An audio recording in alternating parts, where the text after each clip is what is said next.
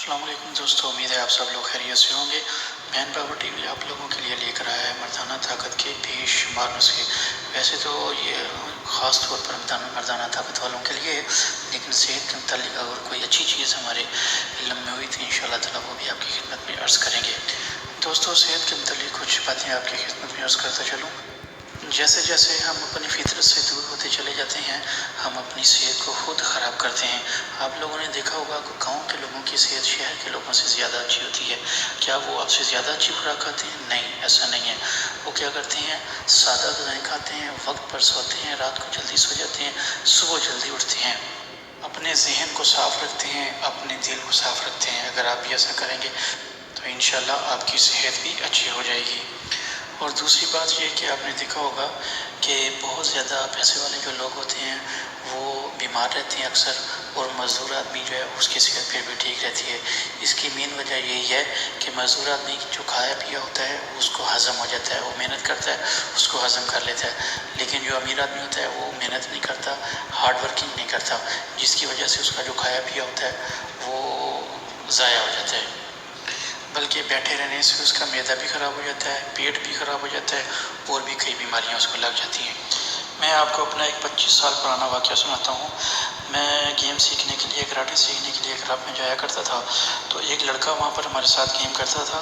وہ send bag کو پنچ مارتا تھا تو سینڈ بیگ پھٹ جایا کرتا تھا۔ تو صاحب نے اسے منع کیا تھا کہ آپ نے سینڈ بیگ پر پریکٹس نہیں کرنی۔ اس کو ایک روئی کا گدا لا کے درخت کے ساتھ لپیٹ کر اسے کہا تھا کہ آپ نے یہاں پر پریکٹس کرنی ہے۔ اور وہ کرتا کیا تھا، اس کے ابو کی سبزی کی دکان تھی، صبح کے ٹائم اس کے ابو سبزی لینے کے لیے منڈی چلے جایا کرتے تھے، اور وہ لڑکا خود سبزی کی دکان پر بیٹھتا تھا، اور تقریباً دوپہر تک وہیں پہ رہتا تھا، اور سارا دن کچی سبزیاں کھاتا تھا۔ یہی اس کی صحت کا راز تھا۔ وہ جس فائٹ پر جاتا تھا، ایک پنچ یا ایک کک مارتا تھا تو سامنے والا لڑکا بے ہوش ہو جایا کرتا تھا۔ ہم لوگ کھانوں کو اتنا زیادہ پکا دیتے ہیں کہ ان کی اصل غذائیت اور طاقت ختم ہو جاتی ہے، اور ورزش صحت کے لیے اتنی ہی ضروری ہے جتنا کھانا ضروری ہے۔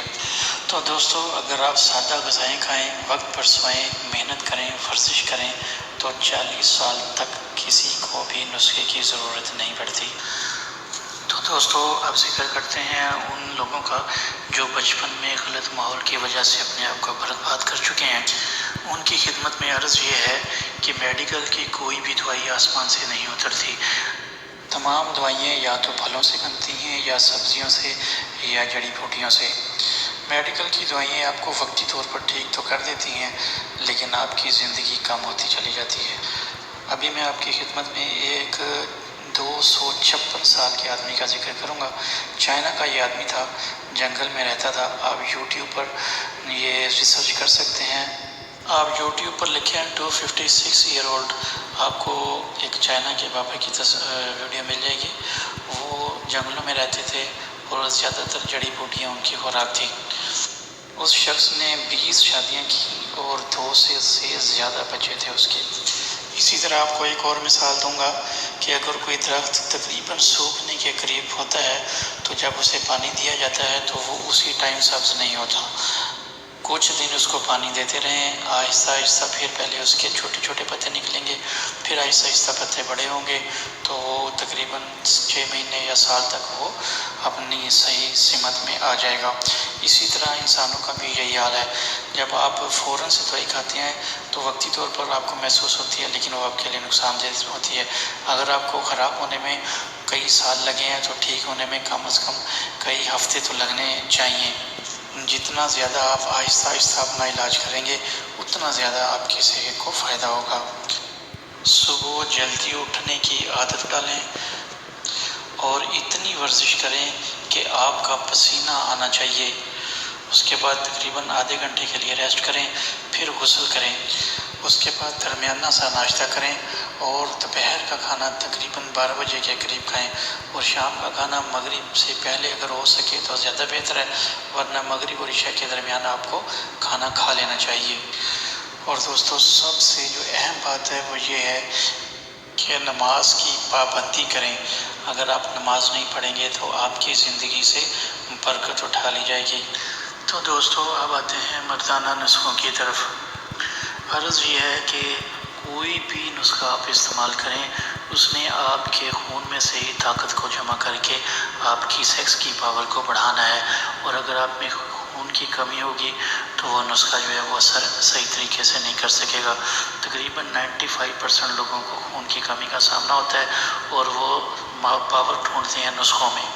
اس لیے سب سے پہلے آج ہم آپ کو بتائیں گے خون کی کمی کو پورا کرنے کے لیے آسان اور سستا علاج۔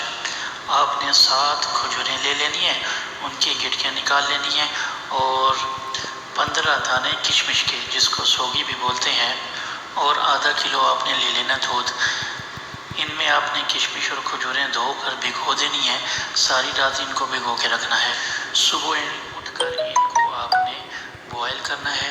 جب اچھی طرح دودھ بوائل ہو جائے ان چیزوں کے سمیت دودھ کو نیچے اتار کے رکھ لینا ہے، ٹھنڈا کر کے گرائنڈ کر کے پی لینا ہے، اور کوشش کریں کہ بھگونے کے لیے اور گرم کرنے کے لیے مٹی کے برتن استعمال کریں۔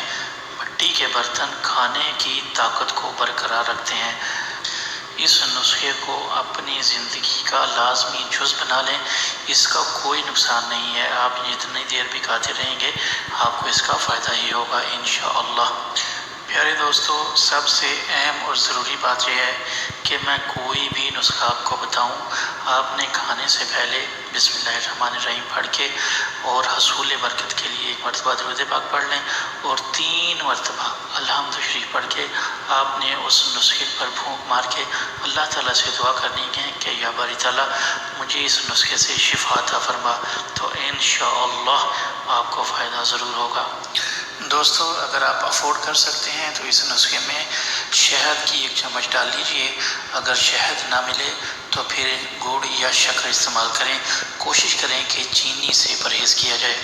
تو دوستو، دوسرا نسخہ آپ کی خدمت میں عرض کرتے ہیں، گڑ اور مونگ پھلی کا، یہ دونوں چیزیں ہم وزن ملا لیں، ملا کے ان کو رکھ لیں، اور رات کو کھانا کھانے کے 1 یا 2 گھنٹے کے بعد جب آپ سونے لگیں تو سونے سے تھوڑی دیر پہلے کم از کم 50 گرام کے قریب، اور اگر آپ کی صحت اچھی ہے تو آپ اس سے تھوڑی زیادہ مقدار بھی لے سکتے ہیں۔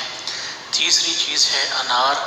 دوستو، جب بھی آپ کوئی پھل وغیرہ کھائیں تو اس بات کا خیال رکھیں کہ آپ کا پیٹ خالی ہو، تاکہ آپ کا معدہ انتظار کر رہا ہو کہ کوئی بھی چیز آئے گی تو میں نے اسے فٹافٹ ہضم کرنا ہے۔